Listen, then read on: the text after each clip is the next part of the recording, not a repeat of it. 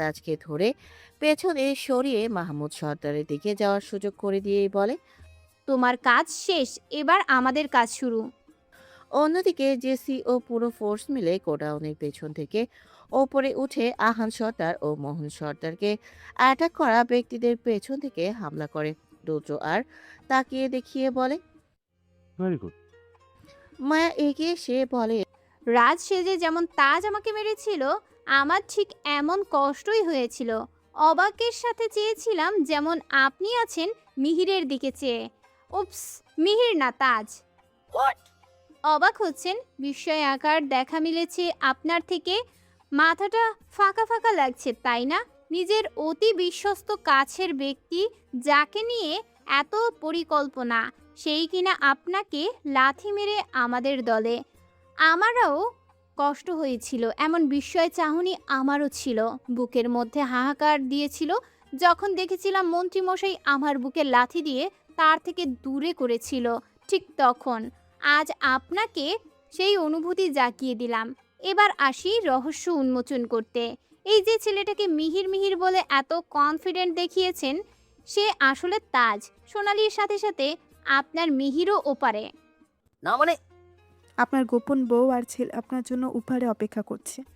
আমরা এখন আপনাকে সেখানেই পাঠিয়ে দিব শ্বশুর মশাই। যারার দিকে তাকালেন বিভান খান।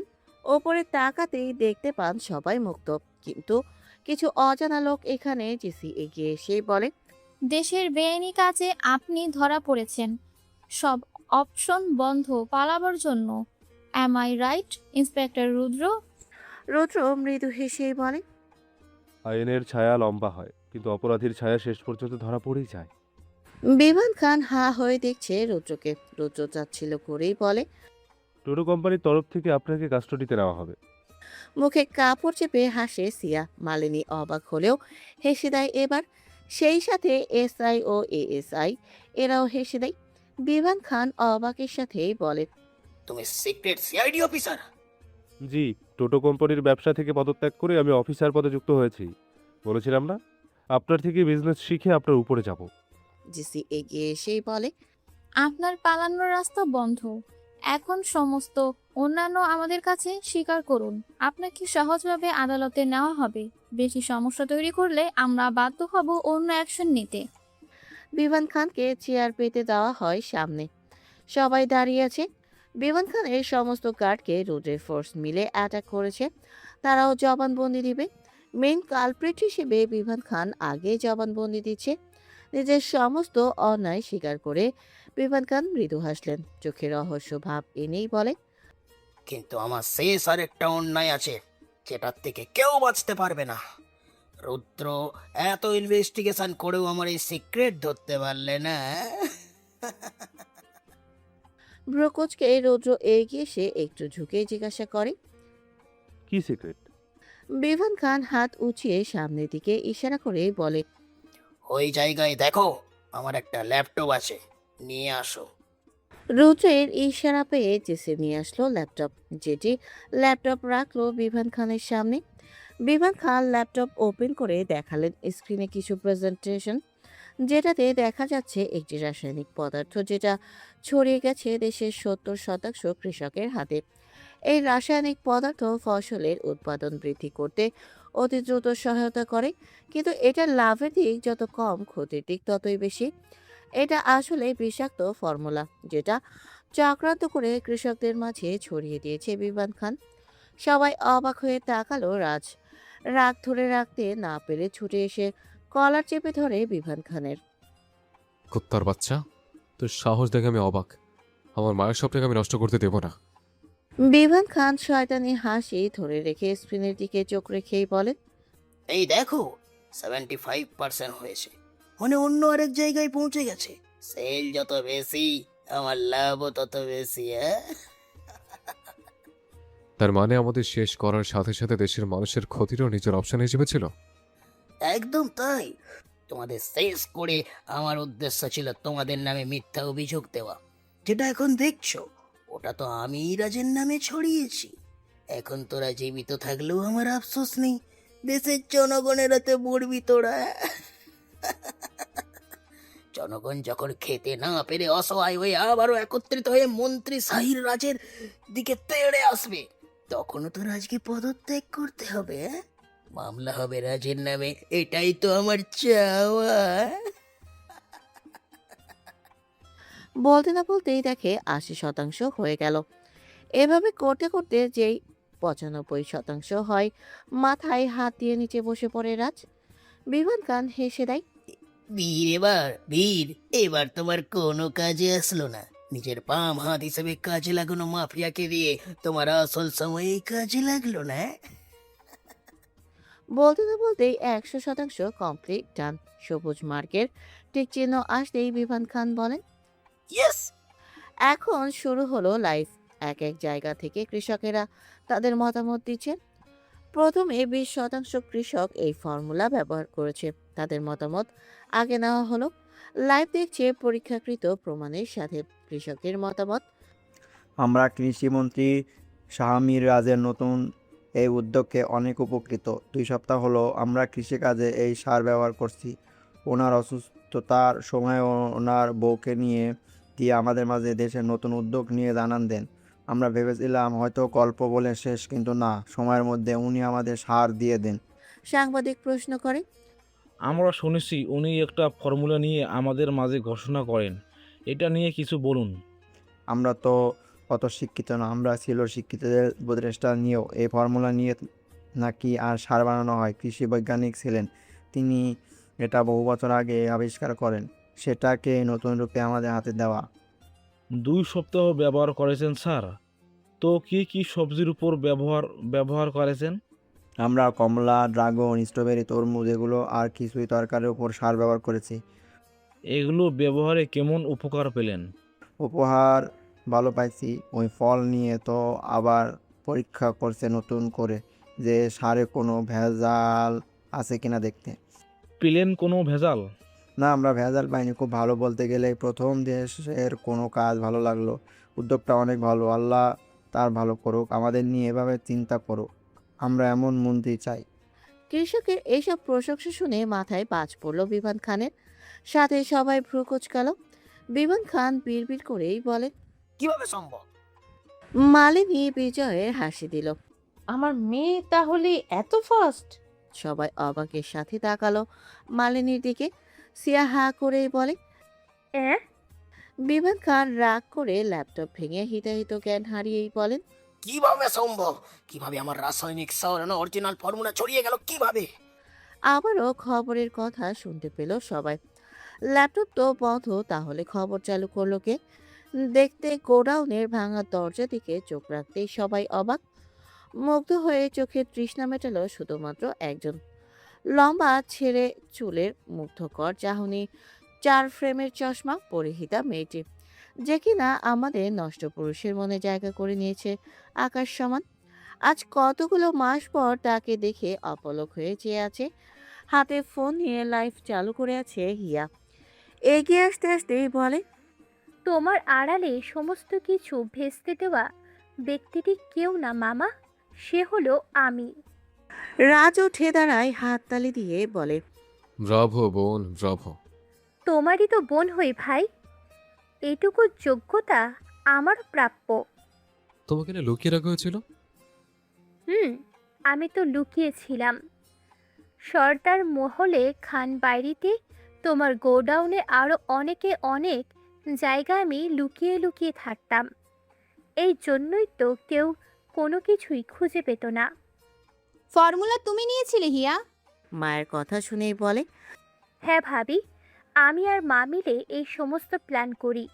সেদিন রাতে মিহির ভাইয়ের সাথে কথা শুনে আমি এগিয়ে যেতে নিলে মা আমাকে গোপনে নিয়ে যায়। ওখানে মা আর আমি নতুন প্ল্যান সাজাই। তোমরা থাকবে সরাসরি, আমি থাকবো গোপনে। সিক্রেট জায়গাগুলো আমি সার্চ করব, আর তোমরা উপরে উপরে যুদ্ধ করবে। প্রথমে ফর্মুলা উদ্ধার, তারপর ব্লু প্রিন্ট সরিয়ে নেওয়া, আর তারপর ডকুমেন্ট জোগাড়। এগুলো করে আমি যখন ফিরতে নেব, জানতে পারি মামা নতুন চাল চেলেছে। বিষাক্ত রাসায়নিক পদার্থ দিয়ে আমাদের পরিবারের নামে বদনাম করতে চাই। আমিও তাই আড়ালে আমাদের ফর্মুলা আড়ালে পাবলিক করি ও সিসিটিভি ফুটেজ আমি ডিলিট করি, কারণ গোপনে কাজ করতে গেলে তো নিজের ব্যাপারে সচেতন হতে হয়। মা আমাকে বলতো সব কিছু আমি আড়ালে সব নিখুঁতভাবে পূরণ করি। কোনোই কিছু কোনো কিছু এখন তোমার হাতে নেই মামা। সিয়া তেরে এসেই বলে, বেয়াদ্দপ মেয়ে, আমি তোর বড় বোন, আমাকে বলিসনি কেন এইসব ব্যাপারে? প্রথমে তো আমরা একদল হয়েছিলাম। তোর মতো ইমোশনের গোডাউনকে সব কিছু বলে দিলে সবার মতো আমিও ধরা পড়তাম। হ্যাঁ, কিন্তু মায়া যে মোহনা, এটা তো বলিসনি আমাকে। ওটা ভাই ভাবির ব্যাপার ছিল, ওদের ব্যাপারে জানিয়ে আমি ওদের প্রতিশোধ নষ্ট করতে চাইনি। ছোট বাবাকে যে শাস্তি ভাবি দিতে চেয়েছে সেটা পরিপূর্ণ করতে চুপ ছিলাম। রুদ্র এক দৃষ্টিতে দেখছে হিয়াকে। তার হিয়া পাখি এত চালাক, এতদিন গোপনে থেকে তাদের হয়ে কাজ করেছে। ঠোঁটে হাসি ফুটে উঠল রুদ্রের। হিয়া এগিয়ে এসে রাজকে আগে জড়িয়ে ধরে বলে, মিস ইউ ভাই। মাহমুদ সর্দার মুখটা পাংশুটে করে বলে, তোমার বাবাকেও একটু দেখো, সেও তো তোমাকে নিয়ে চিন্তায় ছিল। হিয়া মৃদু হেসে মাহমুদ সর্দারের দিকে চেয়েই বলে, তুমি তো মায়ের সাথে ঝগড়া করতে, আমাকে নিয়ে ভাবতে কখন? রাজ হেসে দিয়েই বলে, এ কি বলে, এক হাতে সব সামলানো বাবা। আমি আমার পুরো পরিবারকে নিজের বুদ্ধি দিয়ে সামলে চলি। হয়েছে, নিজের গুণাগুণ আর করতে হবে না, এবার এটাকে নিয়ে বিদায় হও। বিভান খানের উদ্দেশ্যে বলেন মাহমুদ সর্দার। রুদ্র ইশারা করে জেসিকে। নজরে সে হিয়ার কিন্তু ইঙ্গিতটাকে ভালো দিকে নিল না। বেচারা রুদ্র একটু ভ্রু উঁচু করে জেসিকে ইশারা করে চোখ টিপ দেয়, আর হিয়া ভেবে নিল রুদ্র ফ্লার্ট করছে। বরাবরের মতো চোখের চশমা ঠিক করে নাকি টেনেই বলে, নষ্ট পুরুষ। কথাটা কানে গেল রাজের। হিয়ার দিকে চোখ রেখে দেখতে পাই হিয়ার চাহনি রুদ্রের দিকে। ব্যাপার কিছুই বুঝলো না রাজ। এই নষ্ট পুরুষ বলার কারণটা আবার কি? জেসি এগোতে নেবে অমনি বিভান খান তার পাশে লুকিয়ে রাখা ক্রস ফায়ার নিয়ে এদিক ওদিক চালাতে শুরু করেন। এক জায়গায় দাঁড়িয়ে থাকা সবাই এদিক সেদিক ছুটছে। সবাই নিজেদের জীবন বাঁচাতে পালিয়ে গেল। মাহমুদ সর্দার, রাজ, রুদ্র, জেসি একদিকে, মালিনী খান, হিয়া, মায়া আরেকদিকে। এরা পেছন থেকে দেখতে পায় সামনের লোকদের। অন্যদিকে লুকিয়ে পড়ে আজো ও সিয়া। সিয়ার হাত ধরেই পালায় আজো। মেয়েটা যে ভীতু, গুলির শব্দে এক জায়গায় ভয়ে দাঁড়িয়ে থাকবে, কিন্তু পালানোর সাহসটাও পাবে না। তাই আদ্র হাত ধরে নিয়ে আসে। তাজ আছে যারার পাশে। যারার যখন লুকিয়ে গেল ঠিক তখনই তাজ কি করবে বুঝতে না পেরে দৌড় দেয়। মোহন সর্দার ও আহান সর্দার সাথে রুদ্র ফোর্স লুকিয়ে আছে টেবিলের নিচে। তার পাশ দিয়েই ক্রসফায়ার শুরু হয়েছে। মাহমুদ সর্দার রাজের দিকে ফিরেই বলেন, এখানে কি খালি হাত এসেছিল? হ্যাঁ, কেন? মিষ্টি হাতে আসার কথা ছিল নাকি? হতচ্ছাড়া মাফিয়ার সাথে যুদ্ধ করতে এসেছে খালি হাতে, আবার নিজের রক্ষা করবে কিভাবে? আরে বাবা, সিআইডি অফিসে থাকতে আমি আবার আমার গ্যাং আনবো কেন? আবে বেটা রুদ্র, তোর ফোর্স কোথায়? ওরা আমার পারমিশন ছাড়া অ্যাকশন নিতে পারবে না। তো দাও পারমিশন। দুঃখিত ব্রো, আমি যাকে পারমিশন দেই সে আমার পিছনে দাঁড়িয়ে। রাজ দেখলো জেসি ওর পেছনে। জেসি রুদ্রের কানে কানেই বলে, আমার ব্লুটুথ কান থেকে পড়ে গেছে, এদিকে আসবার সময় ওদের তো জানানো পসিবল না স্যার। হিয়া দেখছে আর আগে ফুসে, এই নষ্ট পুরুষের এখানে অষ্টমী করতে হবে। হিয়া ফুসতে ফুসতেই বলে, সব জায়গায় মেয়েবাজি করতে হয়, নষ্ট পুরুষ একটা। রুদ্র যখন শুনলো জেসির ব্লুটুথ নেই তখন বুঝলো তাকে জীবনের ঝুঁকি নিতে হবে। এই মেয়ে যে এমন কাণ্ড ঘটাবে বুঝতে পারেনি। রাগ পালো রুদ্রের। জেসি অপরাধীর মতো কান ধরেই বলে, সরি স্যার। হিয়া চোখ বড় বড় করে বলে, আবার কান ধরে ঢং। মালিনী কিছু বুঝতে পারছে না হিয়া এমন করছে কেন। তাই হিয়ার দিকে ফিরে বলে, তোর কি হলো? কিছু না মা, ওদিকে তাকাও, তোমার ভাইকে দেখো। রুদ্র বের হতে নেয়। হিয়া দেখে হাত লম্বা করে। ভয়ে তার বুক কেঁপে ওঠে। কিন্তু রুদ্র এক পা যেই পার করে জেসি আটকে নেয় রুদ্রের হাত ধরেই বলে, রিস্ক নেবেন না স্যার, ওটা ক্রস ফায়ার। হিয়া কাঁদো কাঁদো মুখ করে দেখছে। মায়া এবার দেখলো সবার দিকে। হাতে থাকা ফোন দিয়ে রাজকে মেসেজ দেয়, টেবিলের নিচে মেজো বাবা আছেন, রুদ্রকে বলুন ওনাকে মেসেজ দিতে, তাহলেই কাজটা সহজ হবে। রাজ মেসেজ দেখালো রুদ্রকে। রুদ্র ঠিক তাই করে। আহান সর্দারকে মেসেজ দিয়ে জানায়। আহান সর্দার যেই সবাইকে জানায় সবাই অ্যাকশন নিতে যাবে, অমনি বিমান খানের পেছন থেকে তাকে কেউ গুলি চালালো।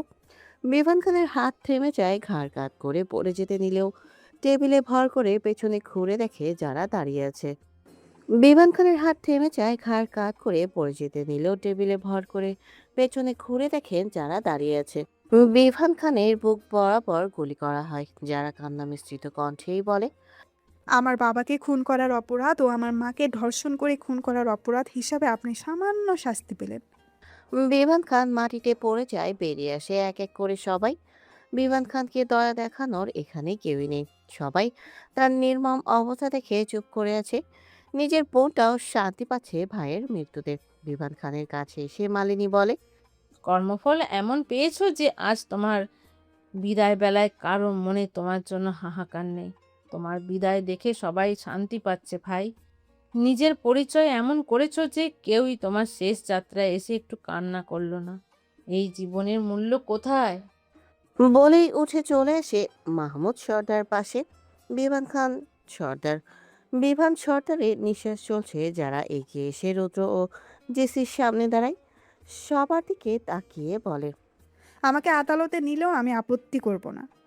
রুদ্র জেসিকে ইশারা করে। জেসি ওর লোকেদের জানায়, এই কেসকে এমনভাবে সাজাও যেন মিসেস জারার কোনো অন্যায় নেই। Okay ma'am. হিয়া ভ্রু কুচকে তাকালো। তার মানে জেসি কোনো অফিসার? মনে মনেই বলে, বাব্বা, নষ্ট পুরুষ তাহলে একটা অফিসারের সাথে ডেটিং করে? তাতে আমার কি? আমি ওর থেকেও ভালো কাউকে জুটাবো। অনেক হয়েছে নিজেকে একা রেখে শাস্তি দেওয়া। আমি এবার উল্টো নিজের সুখ দেখব। রবি ভেতরে সেই বলে, ভিডিও করছি আমি, এগুলি এডিট করে পাঠিয়ে দেবো। সবাই এক একজনের দিকে চাওয়াচাওয়ি করে নেয়। রুদ্র যেই হিয়ার দিকে চোখ রাখে, হিয়া মুখ ভেঙচি দিয়ে মায়ের কাছে এসে বলে, শেষমেশ ভাইয়ার মায়াবী ইচ্ছে পূরণ হলো। এবার দ্রুত চলো, আমার ভাগিনার কাছে যাব তো। যে যার মতো কথা বলছিল মোহন সর্দার চেয়ে আছেন মায়ের দিকে। তার বাবার ইচ্ছা অনুসারে মায়েরাজের মিলন হয়েছে।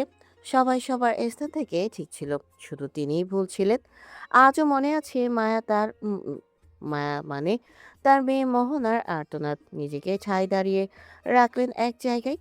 এদিকে বিভান খানকে উঠিয়ে নিয়ে যাওয়া হচ্ছে। নিঃশ্বাস আছে এখনো তার।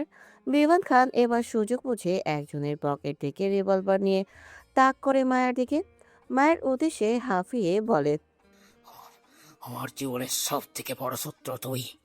তুই আসার পর আমার রাস্তাটা কাঁটায়, আমার রাস্তার কাঁটা বেড়েছে। এর আগে কেউ পারেনি আমার বরবাদ করতে। আজকে আজকে আমি শেষ হলো, তোকে আমি শেষ হতে দেবে, তোকে শেষ হতে হবে রে জানোয়ার। বলেই যে ট্রিগারে চাপ দেয়, অমনি রাজ আসতে নেয় মায়ের সামনে। কিন্তু মায়ের রাজকে ধাক্কা দিয়ে সরিয়ে দেয়। এর মধ্যেই মোহন সর্দার দ্রুত এসে দাঁড়ালেন মায়ের সামনে। ঠিক তখনই শাহানা পারভিনকে হুইল চেয়ারে করে আনে আয়রা। আজও একবার জানিয়েছিল বিভান খানের খেল খতম। শাহানা পারভিনকে নিয়ে এজন্যই আসে। শাহানা পারভিন আদো আদো কণ্ঠে জানায় সে এখানে আসবে, না হলে অস্থির হয়ে যাচ্ছিলেন তিনি। নীরব পরিবেশে হুইল চেয়ারে শব্দ পেয়ে সেদিকে চোখ রাখে মায়া। মোহন সর্দার নিজেও আহত অবস্থায় ভাঙা কাঠের দরজার দিকে চোখ রাখেন। নিজের প্রথম বউকে দেখে তিনি নিজের দিকে একবার তাকান। শাহানা পারভিন সেদিকে হাঁপাতে হাঁপাতেই বলছিলেন, সন্তানের দিকে তাকিয়ে সংসার করি মোহন। বিয়ে যখন করেছো এটাকে ধরে রাখতে হয়। আমার তো দোষ নেই, তুমিই তো নিজের ইচ্ছের বিরুদ্ধে বিয়ে করেছিলে। এখন আমাকে ছেড়ে দিতে চাও কেন? মেয়েদের নিয়ে আমি কোথায় যাব? এত অনুরোধের পরও মানতে নারাজ ছিলে। শেষ দিন শাহানা পারভিন চ্যালেঞ্জ করেছিলেন, আজ তুমি যাদের জন্য আমাকে অত্যাচার করছো ওরাই তোমার ধ্বংসের কারণ হবে মোহন। তোমার বংশ রক্ষার্থে যে ছেলেকে নিয়ে তুমি অহংকার করছো ওই তোমার বংশের মর্যাদা ডুবিয়ে দিবে। তোমার এই বংশ ধরে রাখার যে খনি তাকে তুমি হারালে। পস্তাবে তুমি, খুব বাজেভাবে পস্তাবে। হাহাকার হবে তোমার মধ্যে। এই মেয়ের জন্যই হাহাকার হবে। ছেলেরাই বংশের দায়িত্ব নিয়ে এগিয়ে যেতে পারে না, মেয়েরাও পারে। এটা প্রমাণ করবে আমার মেয়ে। মোহন সর্দার এখন বলতে চান। তুমি ঠিক ছিলে শাহানা। আমার জীবনে দুটো অহংকার, দুটোই আমাকে চুরমার করে দিল। আমি চেয়েছিলাম সুন্দরী বউ নিয়েছিলাম, সে আমাকে ধ্বংস করে দেয়। আমি চেয়েছিলাম ছেলে সন্তান, আর দুটো ভাইয়ের মতো আমারও ছেলে হয়, আমার হাত ধরুক। পূরণ হয়েছিল ভেবেছিলাম, কিন্তু নিয়তির খেলা ভিন্ন ছিল। আমাদের মেয়েটাও আমাকে প্রতি পদে হারিয়ে দিত। আমি ওর চোখে আমার প্রতি বিষাক্ত এক রূপ দেখতে পারতাম। আমি বুঝতে পারছি আমি কত বড় অন্যায় করছি। আমার পাপ আমাকে ধ্বংস করে দিল। মাহমুদ সর্দার ভাইয়ের কষ্ট দেখে এগিয়ে এলেন। জেসি লাথি দিয়ে বিভান খানের হাত থেকে রিভলভার সরিয়ে দিল। অতঃপর বিভান খানের বুক বরাবর লাথি দিয়ে মাটিতে ছুঁড়ে ফেলে দেয়। ক্ষতস্থানে জোরে লাথি লেগে এবার বিভান খান পুরোই নিস্তেজ। তার দিকে কারো নজর নেই, নজর শুধু মোহন সর্দারের দিকে। শাহানা পারভিনের হুইল চেয়ার এসে থামে মোহন সর্দারের সামনে। মাহমুদ সর্দার কান্না করে ডাক দেন, ভাই, কথা বলো ভাই।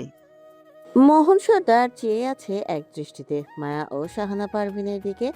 মায়া হতভম্ব হয়েছিল, কিন্তু মাকে দেখে পুরনো সব মনে করে পিছু ফিরে রাজের উদ্দেশ্যেই বলে, আমি হাসপাতালে যাচ্ছি মন্ত্রী মশাই। মোহন সর্দারের চোখ করিয়ে পানি পড়ছে। শাহানা পারভিন মাথা কাত হয়ে আছেন। ঠোঁটে হাসি নেই, কিন্তু কিছু একটার ছাপ তো আছে। চোখ তার স্থির মোহন সর্দারের দিকে। মাহমুদ সর্দার কান্না করছেন দেখে সিয়া ও হিয়া এগিয়ে আসে। বাবাকে ধরে রাখে, কিন্তু ভাই যতই অন্যায় করুক, ভাইয়ের মৃত্যু সহ্য করার ক্ষমতা যে তার নেই। একই মায়ের পেটের ভাই। মাহমুদ সর্দার যেমনই করুক না কেন, সে তো তার ভাইকে ভালোবাসেন। পারছেন না পরিস্থিতি মানিয়ে নিতে। অ্যাম্বুলেন্সের শব্দ আসছে বাইরে থেকে। মায়া সেই শব্দ পেল। অ্যাম্বুলেন্সের দিকে চোখ রেখে অজান্তেই চোখ থেকে দুফোঁটা পানি ফেলল। বাইরে আসার মূল কারণ এটাই, তার চোখে পানি জমেছে। লোকে জানে মায়া তার বাবাকে কতটা ঘৃণা করে, কিন্তু মায়া কি আসলেই বাবার মৃত্যু দেখার মতো ঘৃণাটা করে? হুম। আর সবার লাশ দেখলেও একজন বাবার লাশ দেখা সম্ভব না সন্তানের পক্ষে। সোজা রাস্তায় বিধ্বস্ত হয়ে শাড়ির আঁচল ধরে হাঁটছে। কল্পনা করে শৈশবের প্রথম হাসি খুশি মুহূর্ত। মোহন সর্দার বাড়িতে এসে মায়াকে কোলে নিত, মায়াকে ফোকলা দাঁতে হাসত। খাবে না বলে মায়ের কাছ থেকে ছুটে এসে বাবার কোলে আশ্রয় নিত। বাবা বাসায় আসলে মায়া আগে দৌড়ে গিয়ে দরজা খুলতো। হাত পাতলেই মোহন সর্দার তাকে চকলেট দিয়ে খুশি করত। সেগুলো কি ভোলা যায়? রাস্তার এক কোনায় দাঁড়িয়ে পড়লো, মাথা চিনচিন ব্যথা করছে। হঠাৎই হাঁটু কেড়ে বসে দিল চিৎকার। এই চিৎকারে যেন গাছের মধ্যে বাসা বেঁধে বাস করা এক ঝাঁক পাখিগুলো ঘুম থেকে উঠতে থাকে এদিক ওদিক। মায়া এখনো কান্না করছে, চোখের পানি গড়গড় করে পড়ছে চোখ থেকে। কেউ দেখতে পাচ্ছে না, কিন্তু এই জায়গাটা তার কান্নার সাক্ষী। মায়া কান্না মাখা কণ্ঠে বলতে থাকে, আমার এক সময় বাবার দরকার ছিল, যে রাতে এসে বলবে, ভয় পাস না মা, আমি আছি তো তোর পাশে। ভাঙা স্বপ্ন যখন চোখে জল আনে, তখন শক্ত একটা বুক লাগতো। কিন্তু ভাগ্য আমার হারিয়ে দিল। বাবা থেকেও আমি বাবাহীন এক পাথর মানবী। বাবা তো মাকে ভালোবাসতো না, তাহলে কেন আমাকে জন্ম দিয়েও আমাকে দূরে করে দিল? আমি তো তারই সন্তান, তার রক্ত বইছে আমার শরীরে, তবুও কেন আমাকে নিয়ে একবারও ভাবলো না? মা বাবার বিচ্ছেদে কেন সন্তানের জীবনটা পাল্টে যায়? মায়ের এই কথাগুলোর উত্তর নেই। এগুলো যে মানুষের মানসিক সমস্যার কারণে ঘটতে থাকে। কত শত পরিবার আজ বিচ্ছেদের রূপ নেয়। এই বিচ্ছেদের কারণেই ভুগছে তাদের সন্তান। সেই সন্তান বড় হয়ে তাদেরকেই ঘৃণা করে, কারণ সন্তানদের এই বিষাক্ত জীবনের কারণ বাবা মাই হয়ে থাকে। এটা কেউ মানতে চায় না, কিন্তু এটাই বাস্তব। বাস্তবকে এড়িয়ে সবাই নিজ স্বার্থ দেখবে, এটাই ধরনের খেলা। কেটে গেল 4 সপ্তাহ, যার গণনায় হিসাব করে পুরো 1 মাস। মোহন সর্দার আর নেই, সেই বিভান খান, সাথে বিভান খানও। মেহেরাজ 2 দিন হলো সর্দার মহলে এসেছে। আজকে তাদের আকিকা। মেহেরাজ ও প্রলয় পিয়াস এখন সর্দার মহলে থাকে। মিলি সবকিছু দেখেছে। এখন সেও এক ঘরে নিজেকে আটকে রাখে, বাইরে যায় না, বন্ধু বান্ধবের সম্মুখীন হয় না, লজ্জা পায় সে। তারেকের সাথেও যোগাযোগ করে না, আর নিজেকে যত পারে মুখ লুকিয়ে রাখে। বাবা মায়ের নোংরামিতে নিজের বদনাম বাড়ল। এগুলোর সময় থাকতে আমরা বুঝবো না। আজ আমরা একাকিতে জুড়ে লালসায় ভুগবো, পরবর্তীতে আমাদের ভবিষ্যৎ সন্তান এসবের জন্য ভোগ করবে। দরজায় কড়া নাড়ার শব্দ আসে। মিলি চোখ তুলে তাকালো। ঘর জুড়ে অন্ধকার। বিছানা থেকে উঠে দরজা খুলতেই দেখলো মায়া দাঁড়িয়ে। অনুমতি ব্যতীত ঘরে ঢুকে চারপাশ দেখলো। মেহেরাজ কোলে আছে। মায়া কোনো কথা না বলে মেহেরাজকে মিলির কোলে দিয়েই বলে, আমার ওকে নিতে কষ্ট হয়, তুমি ওর দেখাশোনা করবে। সবাই ব্যস্ত নিজ নিজ কাজে। তুমি তো মনে হয় পরীক্ষাটাও দিবে না এবার। তাহলে মেহেরাজকে দেখো না হয়। মিলি হাবলার মতো চেয়ে আছে। মেহেরাজ কান্না করে না, শুধু তাকিয়ে আছে। কুচি কুচি হাত পা দুটো দাঁড়িয়ে গালের কাছে আনছে। মুখ থেকে লালা বের হয়। মিলি নীরবে রাজি হলো। মায়া ছোট্ট করে নিঃশ্বাস নিয়ে বলে, ওকে রেডি করে দিও। আর হ্যাঁ, তোমার জন্য একটা শাড়ি আনা আছে, ওটা পরে নিচে আসবে। আচ্ছা। মায়া চলে গেল ঘর থেকে। নিচে নামতেই দেখতে পায় তারেককে।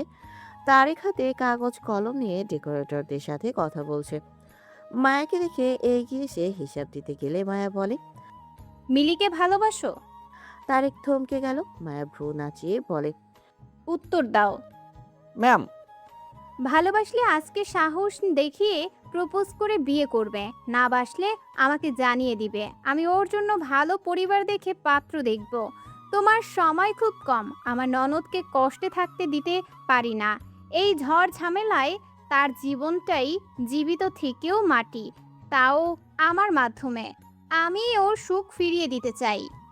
বলেই মায়া হাঁটা দিল। মায়া চলে যাওয়ার পর রাজ এসে তারেকের কাঁধে হাত রেখে বলে, আমার মায়াবতী এমনই, কোনো কিছু সুন্দর করে সাজিয়ে বলতে পারে না, সোজা সুজি সংক্ষেপে বলে দেবে।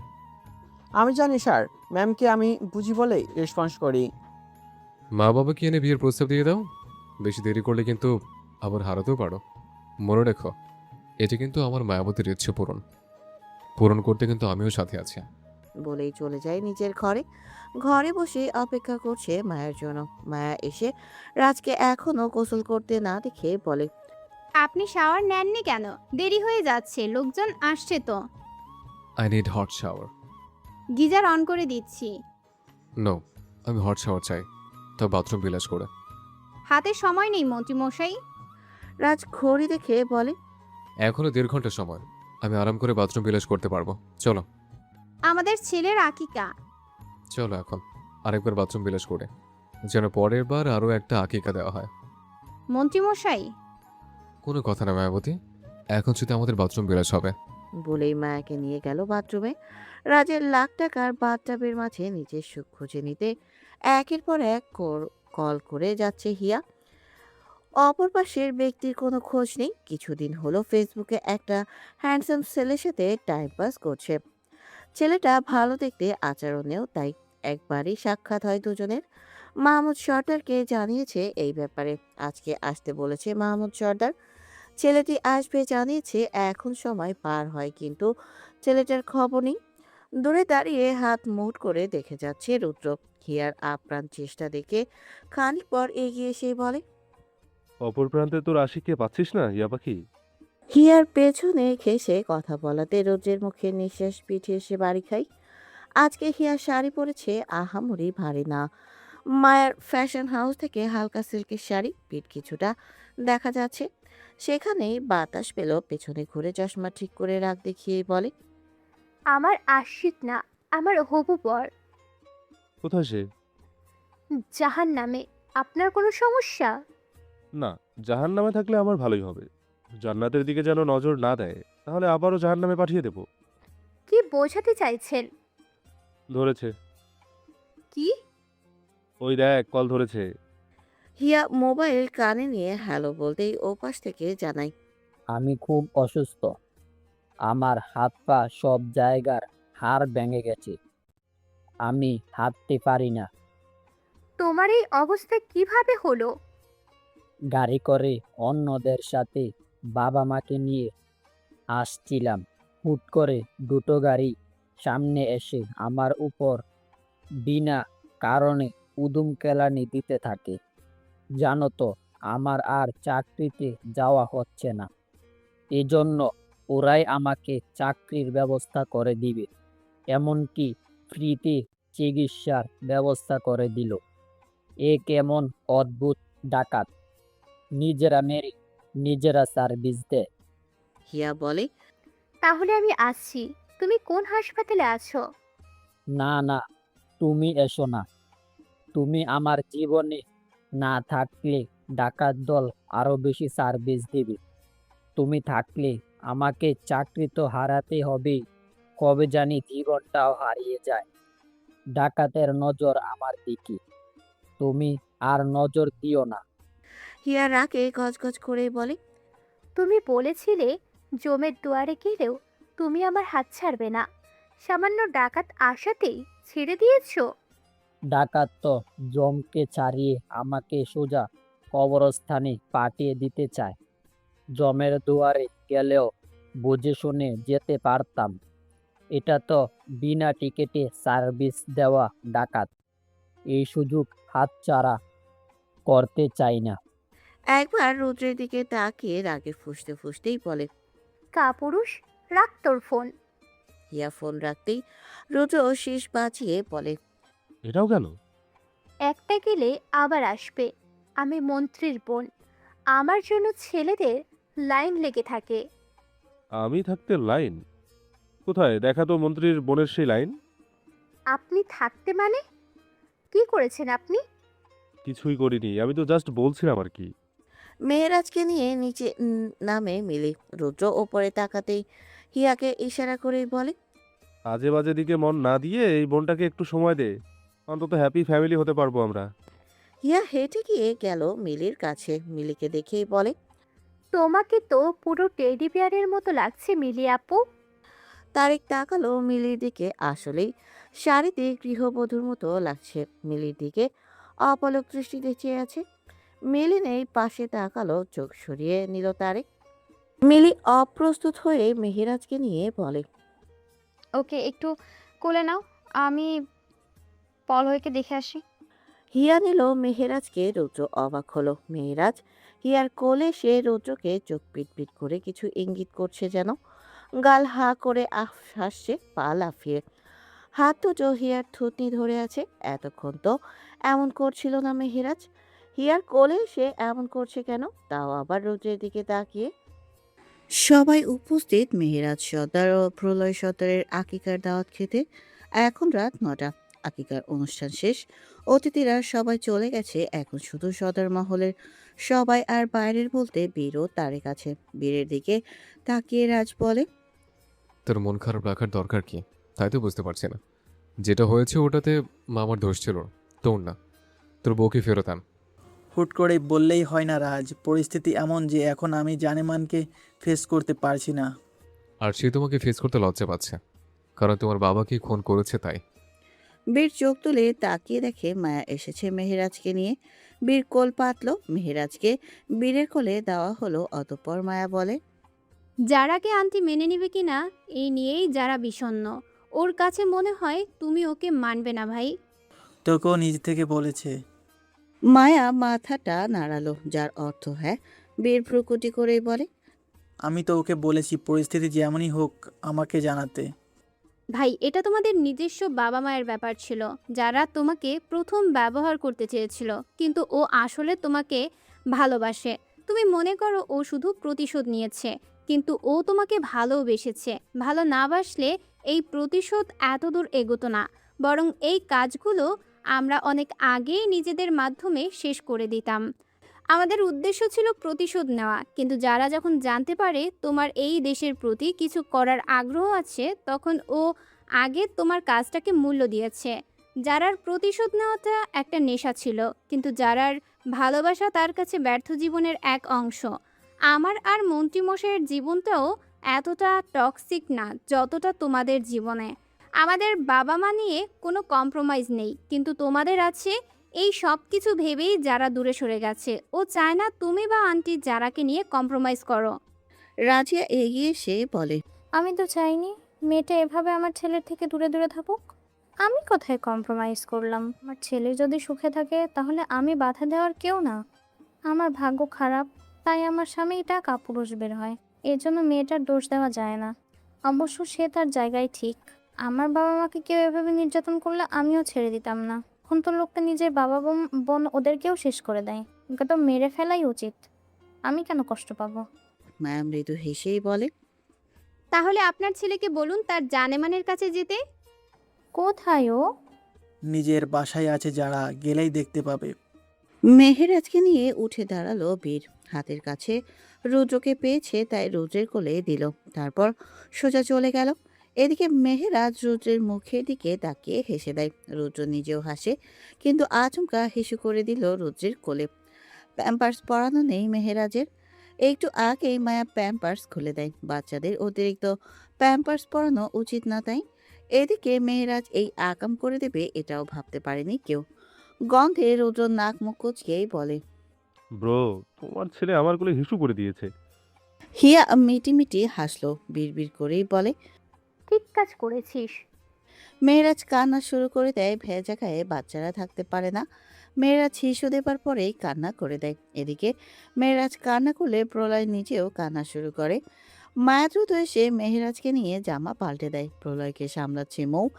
মিলি এসে প্রলয়ের কাছে দাঁড়াতেই তারেকের মা মানে মায়ার হাসি মা উপস্থিত হয়।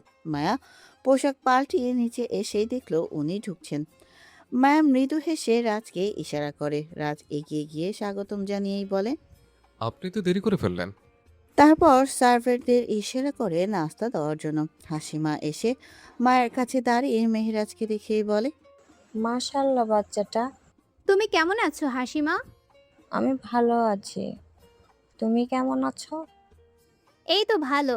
নাও তোমার নাতিকে কোলে নাও, আর দেখো আমার মাও তোমার সাথে দেখা করবে বলে অপেক্ষা করছে। শাহানা পারভিনের দিকে ইশারা করে মায়া। হুইল চেয়ারে করে এসেছেন শাহানা পারভিন। কথা বলতে পারেন, এখন সবকিছু বোঝেন, কিন্তু হাঁটতে পারেন না।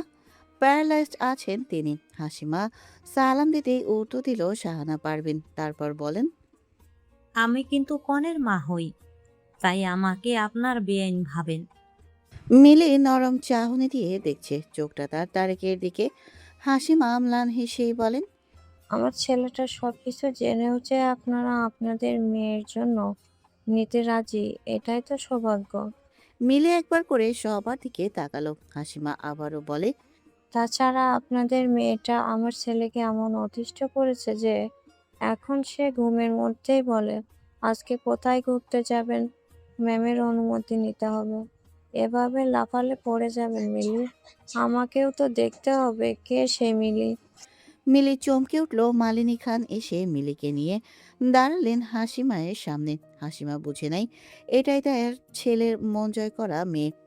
হাসিমা মিলির থুতনি ধরেই বলেন, এই তাহলে সেই মিলি যে আমার ছেলেকে ব্ল্যাক ডায়মন্ড ফুলে মাথা খেয়েছে? সবাই হেসে দেয়। লজ্জা পায় মিলি। তারেকের দিকে আবারও চোখ রাখলো। তারেক চোখ নিচে রেখে নিজেও হাসে। হাসিমা প্রস্তাব দিলেন, আমার বৌমা হয়ে থাকতে আপত্তি আছে নাকি? মিলি মিশে গেল মালিনী খানের মধ্যে।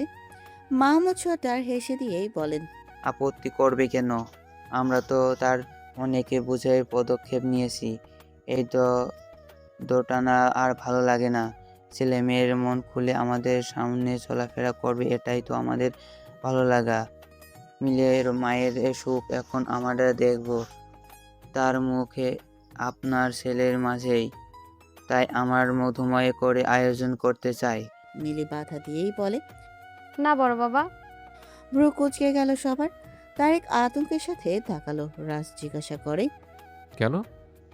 আমি কোনো অনুষ্ঠান করে বিয়ে করতে চাই না। রাজ নিখুঁত দৃষ্টি দিয়ে দেখছে মিলিকে। এই মেয়ের কত পরিবর্তন, সব ওই বাবা মেয়ের কর্মফল। রাজ বুঝতে পারে মিলির সমাজকে ভয় পাচ্ছে। সমাজের সম্মুখীন হতে মিলির বিবেকে বাঁচছে। তাই রাজ নিজেই জানায়, বিয়েটা আনুষ্ঠানিকভাবেই হবে। 5 স্টার হোটেল বুক করা হবে। আমাদের সর্দাররা কোনো কিছুতে কমতি রাখে না। এবার শুধু মা বাবারে মিলে তারিখ ঘোষণা করে দিও। কিন্তু ব্রো, হাত উঁচিয়ে মিলিকে থামালো রাজ। তুমি যে সমাজকে ভয় পাও সেই সমাজ আমাদের ইশারায় চলে, তাই এতটা আতঙ্কে জীবনযাপন করার কোনো মানেই হয় না। মিলি এক পাশে মালিনী খান ছিল, এখন মায়া এসে আর এক পাশে দাঁড়িয়ে বলে, তোমার আমার জীবন একই রাস্তার দিকে এগিয়ে গেছে, কিন্তু আমাদের চলার রাস্তাটা ভিন্ন ছিল। আমার জীবনে যেমন মন্ত্রীমশাই এসে সব কিছু সোজাসাপটা করে দেয়, ঠিক তোমার ব্ল্যাক ডায়মন্ড তো আছেই তোমাকে আগলে নিতে, তোমার রাস্তাটা সোজাসাপটা করে দিত। ভয় না মিলি, মজবুত এক আত্মবিশ্বাস রাখো নিজের মধ্যে, সততার সাথে সম্মুখীন হতে শিখো, কেউ তোমাকে কষ্ট দিতে পারবে না। সিয়া আর হিয়া দুজনেও মন দিয়ে শুনছে কথাগুলো, সবার মনকে ছুঁয়ে নেয়। মাহমুদ সর্দার এবার হিয়ার দিকে ফিরেই বলেন, তোমার হবু বর কোথায়? জাহান নামে। রাজ পাশ থেকে হেসে দিয়েই বলে, তোমার নাতি তোমার হবু জামাইয়ের গায়ে হিসু করেছে, তাই পাঞ্জাবি পাল্টাতে গেছে বাবা। আমি আসলটার কথা বলছি, জান, যেটাকে আমার মেয়ে আনতে চেয়েছিল ওটার কথা বলছি। তোমার মনে হয় আমার মতো মন্ত্রীর বোন হয়েও যার পিছনে একটা ছেলে ব্যতীত আর কোনো লাইন নেই, তার হয়ে কোনো পাত্রপক্ষে এই বাড়িতে দূর এলাকার ত্রিসীমানা আসবে? ওটাকেও কি হাসপাতালে পাঠিয়েছে? আমি নাকি, আমার কি কাজ নেই? নিজের বউরে কর্ণের হবু বউ নিয়ে পড়ে থাকবো? যার হবু বউ সে পাঠিয়েছে হাসপাতালে। মাহমুদ সর্দার এবার সামনের দিকে তাকিয়ে বিয়ে ঠিক করতে ব্যস্ত। নিজ ঘরে বসে আছে যারা, মুখটা জানালার দিকে। বিষণ্ণ মনে স্থির নয়নে আচমকা যারার পেছন থেকে কেউ তাকে আষ্টে পিষ্টে আঁকড়ে নেয়। যারার কানের লতিতে কামড়ে ধরে। যারা চোখ বন্ধ করে বলে, হ্যান্ডসাম। যারাকে ঘুরিয়ে নিজের দিকে ফিরিয়ে জানালার গ্রিলে দুহাত নিজের এক হাতের মাঝে ধরে নেয় পেট। যারা কিছু বলতে দেবে তার আগে যারা ঠোঁট আঁকড়ে নেয় নিজের ঠোঁট দিয়ে। যারার চোখ আবারও বন্ধ হয়ে গেল। বীর নিজের কাজ শেষ করেই বলে, বলেছিলাম না আমার থেকে পালানোর চেষ্টা করবে না, কেন পালালে? যারা চোখ মেলে কিন্তু ঠোঁটের পাতা দুটো বন্ধ করে রেখেছে। বীর হালকা ধাক্কা দিয়েই বলে, উত্তর দাও। আমার কিছু করার নেই যে। কিছু করতে কে বলেছে? শুধু আমার সাথে থাকতে বলেছি তোমাকে। আমার থেকে দূরে যাওয়ার কল্পনা নেক্সট টাইম করলে তোমার ঠ্যাং আমি ভেঙে রাখবো। খোঁড়া হয়ে যাবে তো। এমন পালাই পালাই করতে থাকা বউয়ের থেকে ভালো খোড়া বউ করে নিজের কাছে রাখা। অত্যন্ত পালানোর সাহস পেলেও পালানো অক্ষম থাকবে। না, মানবে না আমাদের। মানবে। আমাকে বলেছে hmm handsome, hmm I love you. হুম উত্তর দিবে না? না, কেন? কারণ আমি উত্তর দিব, তাই না? ভালোবাসি জানাতে আপত্তি কোথায়? সবাই তো ভালোবাসি বলে সংসার করে, আমি না হয় ভালোবাসি না বলেই সংসার করি। আমাকে কষ্ট দিচ্ছ তুমি। গা ছাড়া দিয়ে দূরে সরিয়ে বলে যারা, ঠোঁট প্রসারিত করে বীর যারার দিকে শীতল চাহনি দিয়ে দেখল। যারা কাঁপছে, চোখ থেকে পানি ঝরছে। যারার হাত ধরে হ্যাচ কাটা দিয়ে নিজের বুকের বরাবর এনে যারার গলায় কোনায় মুখ গুজে নিঃশ্বাস নেই। বীরের এক এক নিঃশ্বাস যারাকে উন্মাদ করে দিচ্ছে। হালকা কেঁপে উঠেছে যারা। বীর মাথা উঁচু করে বলে, কষ্টটা কি কমেছে মিসেস খান ওরফে আমার জানেমান? যারা উত্তর না দিয়ে সোজা ভিড়ে ঠোঁট আঁকড়ে নেই। আজ মিলন হলো বীর জারার 15 দিন পর। আজ মিলি ও তারেকের বিয়ে। মিলির অনুরোধে 5 স্টার বুক করেনি রাজ। বাসায় ধুমধাম করে বিয়ের ব্যবস্থা করা হলো। সকালে গায়ে হলুদ দিয়ে রাতে বিয়ে। অন্যান্য অনুষ্ঠান করবে না মিলি। পরিবারের সাথে নিজের মত তো সময় দিবে জানিয়েছে। অনুষ্ঠান করলে সবার ব্যস্ততা বাড়ে। বিয়ের আগে মিলি চায় না তার আশেপাশে সবাই ব্যস্ত থাকুক। যতটুকু সময় আছে তার কাছেই থাকুক। মিলির মনের অবস্থা এমন যে ও শুধু আড্ডা দেওয়ার মানুষ চাই। এই কয়েকদিন ধরে মায়া, মৌ, সিয়া ও হিয়া অনেক সময় দেয় মিলিকে। মিলির কষ্ট অনেক কমেছে, কিন্তু মনের মধ্যে কিছু তো জমা আছে। মা বাবাকে হারানোর কষ্টটা অপ্রকাশ্য। একাকিত্বে মনে ঠিকই আছে। বিয়ের অনুষ্ঠান শুরু, বরপক্ষ এসেছে মাত্র। বরপক্ষ বলতেই তো তারেক, হাসিমা, মায়া ও বীরের গার্ডগুলা। পরপর দুটো দোলনা রাখা। ওখানেই আছে সর্দার বংশের 2 রত্ন, মেহেরাজ সর্দার আর প্রলয় সর্দার। মাহমুদ সর্দারের 2 রত্ন একে অপরের সাথে এই সময় থেকে মিলেমিশে আছে। 2 ভাই একসাথে হাসে, আবার একসাথে কান্না করে। তবে মেহেরাজ কান্না করলে প্রলয় ঠোঁট উঁচিয়ে এগিয়ে এসে মাম দেয়। মেহেরাজ কান্না না থামালেও প্রলয় এমন করবেই। এইগুলো মাহমুদ সর্দার ও মালিনী মিলে দুই নাতিকে প্রশিক্ষণ দিয়ে অভ্যস্ত করেছে।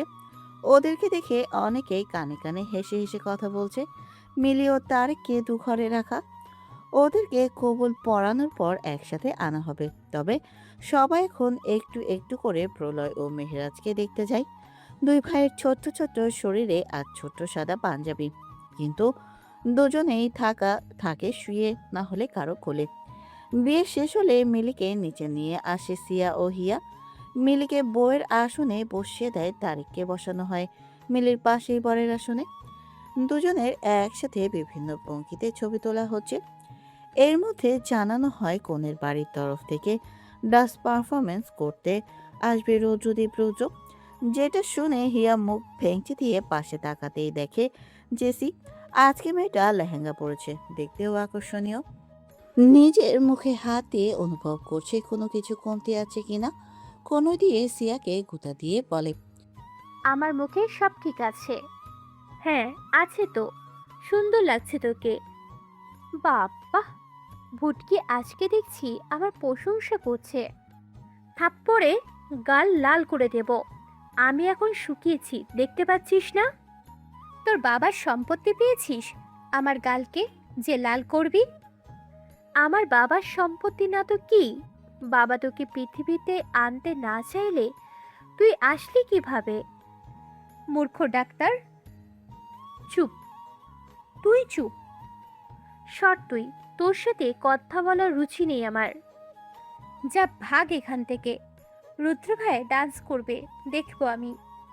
তোর দেবর হয় তো? তোর হবু জামাইয়ের দিকে চোখ রাখ। তোর সমস্যা কি রে? আমার সমস্যা তোর নজরে দোষ আছে দেখে। যা ভাগ এখান থেকে। নিজের শখের পুরুষ ডান্স করবে দেখে jealous. Jealous my foot. Hiya আরো কিছু বলতে নেবে, এর মাঝে হলরুম জুড়ে বাজতে থাকে, কবে আইবো আমার পার্লারে, কবে ধিমু গলায় মালারে। মনের যে নাই কোনো কাম, ও বন্ধু মনের যে নাই কোনো কাম।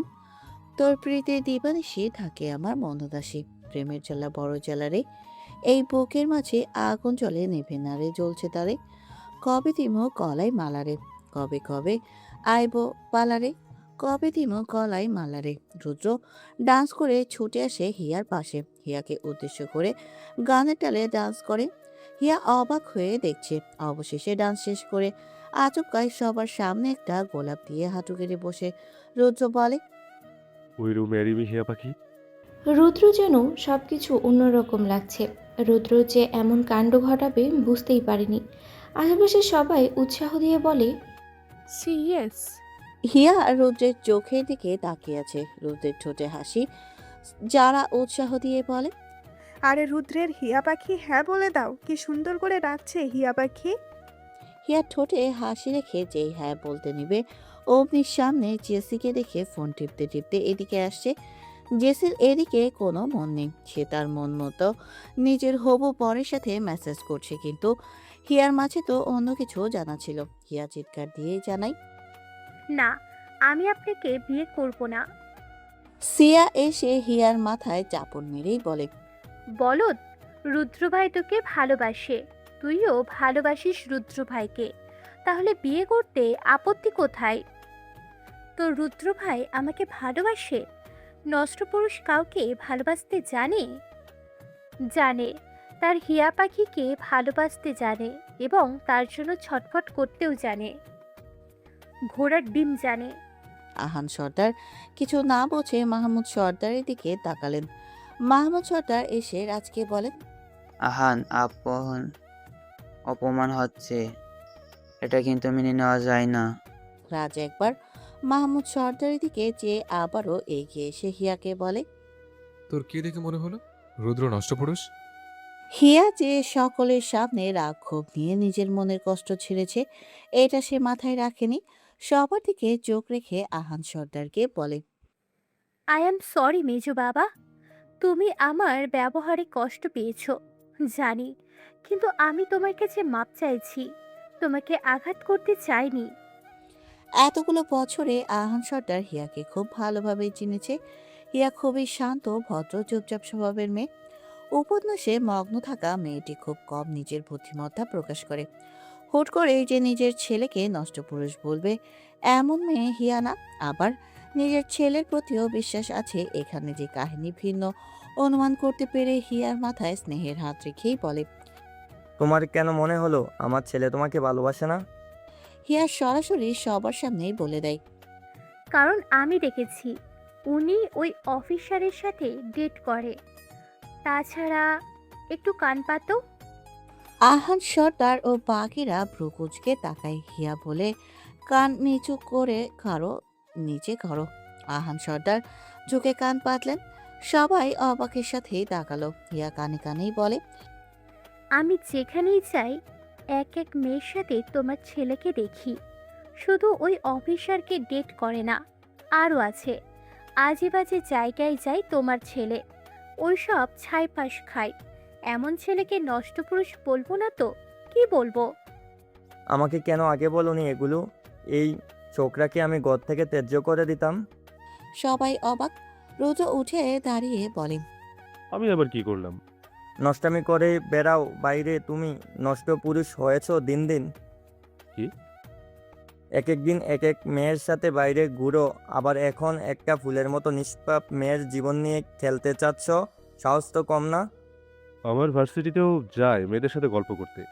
আহান সর্দার চোখ বড় বড় করে রোজের দিকে ফিরেই বলে, ছি ছি ছি ছি।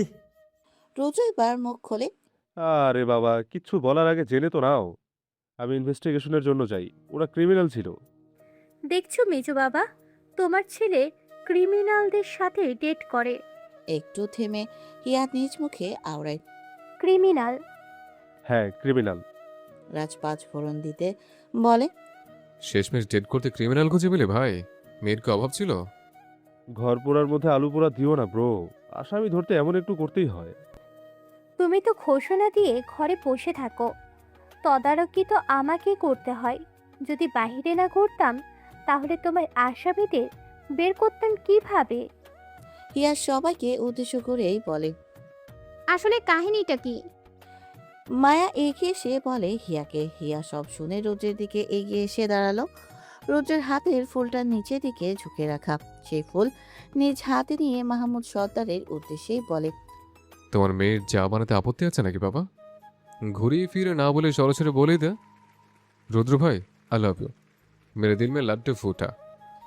রাজের কথা শুনে সবাই হেসে দেয়। মাহমুদ সর্দার জানায়, আমার তো আরো ভালো, দুই মেয়ে এখন আমার বাসায় থাকবে, এর থেকে আনন্দের কিছু হয় নাকি? আহান সর্দার হেসে দিয়েই বলেন, ইয়া মামুনের তো পরীক্ষা চলছে, এই 1 মাস পরীক্ষা দিয়ে নিক, আমরা না হয় এর মধ্যে বিয়ের কাজ শুরু করে দিব। সিয়া তাকালো আদ্র থেকে, তারপর আহান সর্দারের উদ্দেশ্য করেই বলে, আপনার বড় ছেলে কি এবার বিয়ে করার সময় পাবে নাকি এখনো তার কাজ আছে? আগে এটা শিওর হয়ে নিন। বারবার ডেট দিয়ে পিছিয়ে রাখার থেকে একেবারে তার থেকে ডেট নেবেন। বলেই সিয়া ওপরে চলে যায়। আহান সর্দার এবার আদ্রের উদ্দেশ্যেই বলে, নেও এবার অভিমান ভাঙাও। হিয়া পাখি, হুম। ভালোবাসিস আমাকে? হিয়া পাশ ফিরে তাকিয়ে চোখের চশমা ঠিক করতে নেয়, কিন্তু তার আগেই রৌদ্র চশমা নিজ হাতে ঠিক করে দেয়। চোখটা এখনো প্রশ্নসূচক করে রাখে। হিয়া একটু ঠকিলেই বলে, কে জানতে চায় রুদ্র ভাই? রুদ্র ঠোঁট কামড়ে হাসে। উত্তর দিল না তাকে, উল্টো প্রশ্ন ছুড়ে দিল। কিছুক্ষণ পর গম্ভীর দৃষ্টি রেখে বলে, আমি ভাই না, হবু জামাই। এতদিন ভাইয়া ডাকতে ডাকতে অভ্যস্ত, অভ্যস্ত বদলা।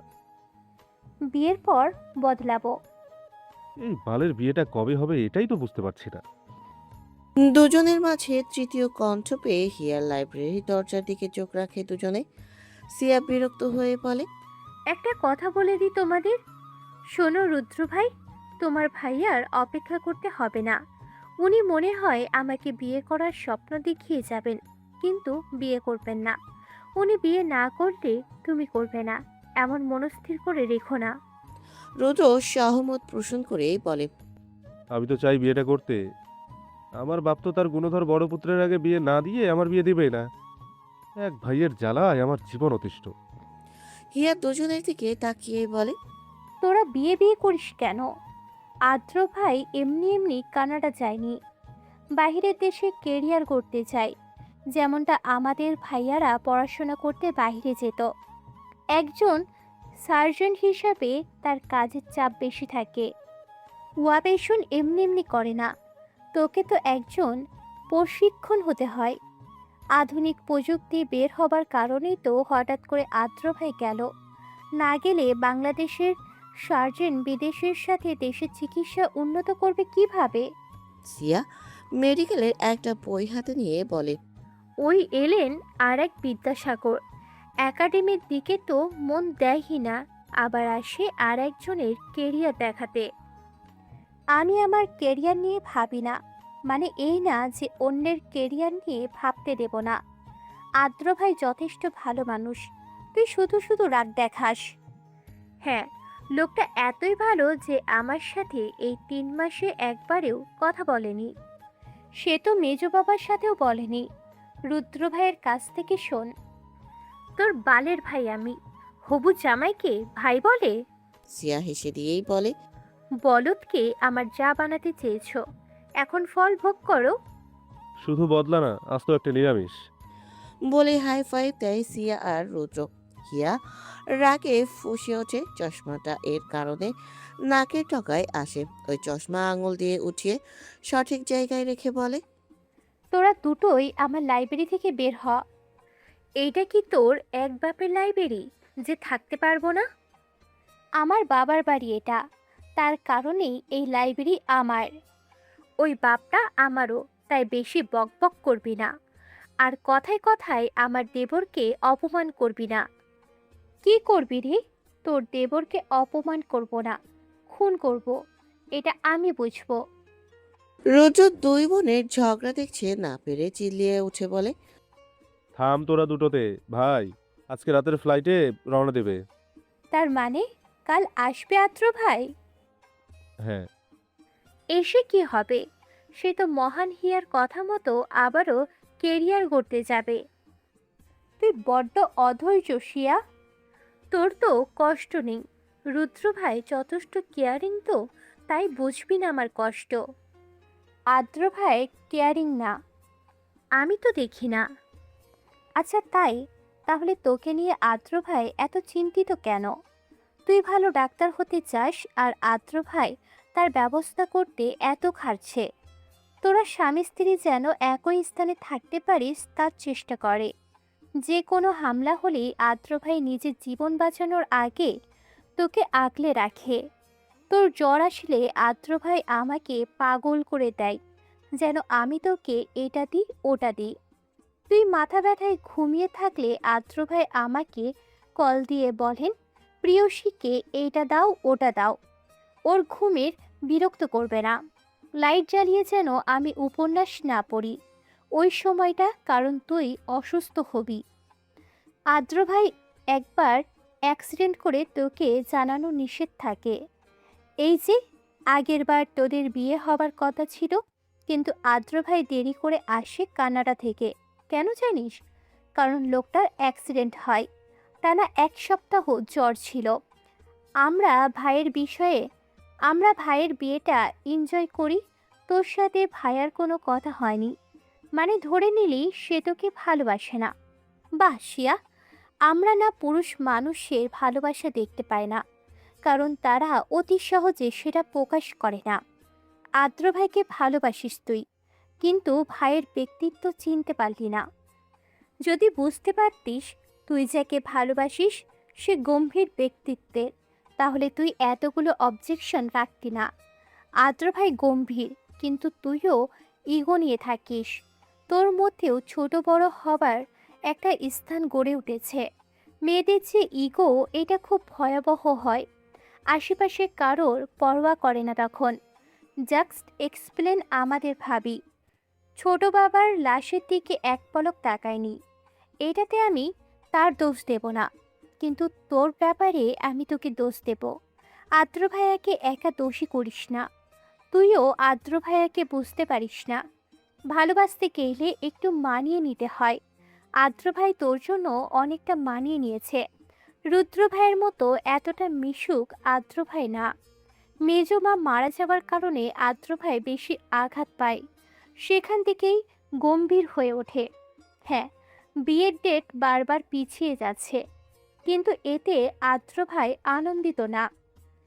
আদ্র ভাইয়ের একটা মেডিকেল বইয়ে আমি হঠাৎ একদিন দেখি উনি নিজেই লিখে রাখেন, আমি দ্রুত বজায় রাখতে চাই না প্রিয়সী, আমিও চাই খুব দ্রুত বিয়ে করে সুখে সংসার করতে, কিন্তু আমাদের যে স্বপ্ন সেটাও তো পূর্ণ করতে হবে।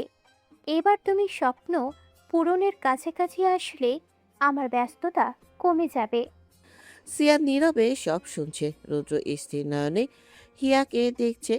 এই 3 মাসে সিয়ার মনেও ক্ষোভ জমেছিল, কিন্তু আজ নেই। আসলেই আদ্র চাপা স্বভাবের। সে চায় সিয়া তার ভালোবাসা নীরবেই বুঝুক, কিন্তু চাইলেই তো সম্ভব না। সিয়া এত কিছু ভাবেনি, তার মধ্যে ভিন্ন ভাবনা জমা দেয়। আর এসবের কারণেই সিয়া নিজেকেও একটু একটু করে আদ্র থেকে দূরে করেছে, কিন্তু ভালো তো সে বাসেই। আচমকা রুদ্র হাততালি দেয়। হিয়া ভ্রু কুচকে তাকালে রুদ্র বলে, ভাসুরের থেকে ছোঁয়াচে রোগ পেয়েছিস মনে হয়। না হলে আমাকে ভালোবাসার কথা মানে বলিস না। ধুর, এই লোক সব সময় থাকে প্রেম নিয়ে। সিয়া মুচকি হেসে বলে, আমি চাই রে তোরা একা সময় কাটা, ঘরে গিয়ে কান্না করবি নাকি? হিয়ার কথা শুনে সিয়া মৃদু হেসেই বলে, আমাকে নিয়ে ভাবছিস যে? কারণ তুই আমার বাবার মেয়ে, তোর কিছুই হয় না। ভুলবশত বোন আমার। ম্লান হেসে সিয়া বলে, পাগলি বোন আমার, কান্না করব না আমি। রুদ্র ভাইয়েরও তো তোর সাথে আলাদা গল্প করতে ইচ্ছে করে। সারাদিন ইনভেস্টিগেশন করে এসে একটু সময় তো সেও ডিজার্ভ করে। যাক, কেউ তো আমার কষ্ট বুঝলো।